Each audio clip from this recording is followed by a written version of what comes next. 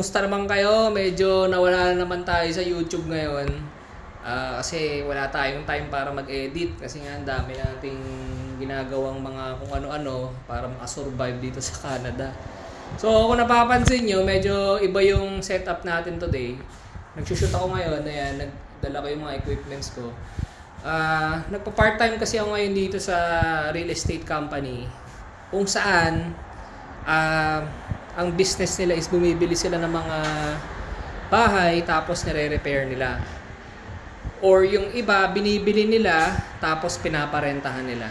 Basta magganon yung nature ng business nila. Tapos yung amo ko dito, ang nationality niya is Greek.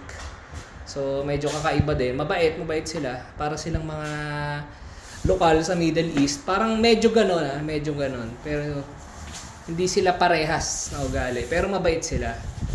And paano ba ako napadpad dito? Nag-apply lang kasi ako sa Indeed.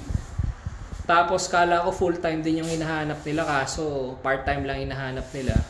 So contract base ako dito, 10 hours per week. So ang ginagawa ko dito is gumagawa lang ako ng mga videos para sa Instagram namin, sa Instagram Reels. Kasi yun talaga yung ginagawa kong trabaho sa Dubai dati. So gumagawa ako ng content, pinipicturean ko lang yung mga ginagawa nila dito. Pero sa ngayon, wala kasi yung mga gumagawa kasi Sabado. First time ko lang din kasi mag-shoot sa kanila ngayon, first day ko din. Kasi last weekdays hindi ako pwede. So naiintindihan naman nila. So ang sabi lang nila sa akin is mag-shoot ako today ng any content para lang magamit namin in the future. Para after nilang matapos itong project na to, meron kami mga shots ng before and after. So magandang content din 'yon. And actually madami pa silang mga properties, pero sa ngayon isa lang muna yung shoot ko kasi medyo malaki din tong itong bahay na to. Hindi ko alam ilang bedroom to. Meron pa nga to sa taas pero ito pa lang yung nagagawa nila. Itong area na to. Teka, tutur ko kayo dito. So dito guys, dito yung parang living room nila. Obvious naman, 'di ba? Ito yung bintana, tapos ito yung view. Ayan yung view. Ayan, medyo makalat pa kasi nga ginagawa pa. Tapos dito, ito yung second floor. Ayan, ginagawa pa 'yan. Pero hindi daw ako mag-shoot dyan. Dito lang daw ako banda sa baba. So dito naman sa kabilang dako, ito yung entrance. Ito pwede rin maglagay ng something. Hindi ko alam kung ano yan. Ito laki din extra space din. Tapos dito, yan may labasan din tsaka pasukan papuntang backyard. Yan yung area. Tapos dito yung parang papuntang kusina nila. Ito siguro lalagyan ng mga cabinet. Ito CR, napakalaki. Ang laki ng CR guys. Tapos dito siguro washing machine. Dito kusina mga cabinet siya. Tapos dito parang may mini room. Hindi ko alam, pang kusina lang din siguro. Tapos dito, siguro dito yung dining area. May kwarto dito. Tsaka CR. Ayan. Medyo kakaiba yung layout na ginagawa nila dito. Ibang-iba din dun sa bahay na pinag-i-stayan namin, kila tita.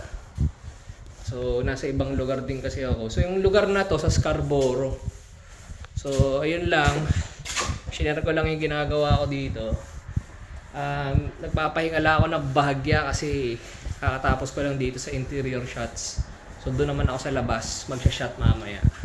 So, tuloy-tuloy lang tayo guys. Samahan nyo ako sa aking, sa aking part-time job. So, stabilize muna natin guys. Ayan, calibrating na siya. Kasi gagamitin ko yan sa labas dito. Maglalakad-lakad ako dyan. Gamit tong baby ko. Ayan. Let's go guys. Lalabas na tayo. So ito yung bahay guys oh. So i-shoot ko yung dito na area sa labas. Yan.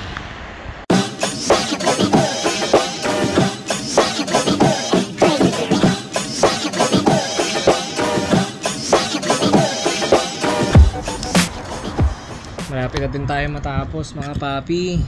Ito yung outdoor oh. Ito yung backyard area nila. Medyo creepy nga lang yung itsura kasi old house talaga siya. So para kang nasa haunted house. Ito yung ano niya oh, entrance sa likod. Ayan oh. Kita niyo yung entrance sa likod. Medyo luma-luma pa yung mga kahoy dito. Ito yung mga pinaka nakaka-creepy, yun, oh. Baka may bigla sumilip dyan. Tsaka yung pinto na yun oh. Oh, napaka-antik eh. Ito pa, pinaka-creepy sa lahat. Oh, diba? Yung mga pinto ng mga ano eh, yung mga biglang may susulpot na mga zombie. Ayoko na dito.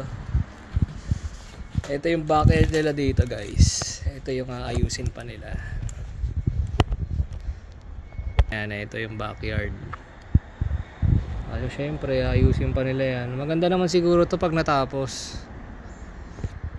Nga lang sa ngayon medyo nakakatakot pa yung itsura. May kalumaan na din yung bahay. So photos na lang yung mga kulang ko. Yung mga videos okay na ako eh. So photos na lang tapos uwi na tayo guys.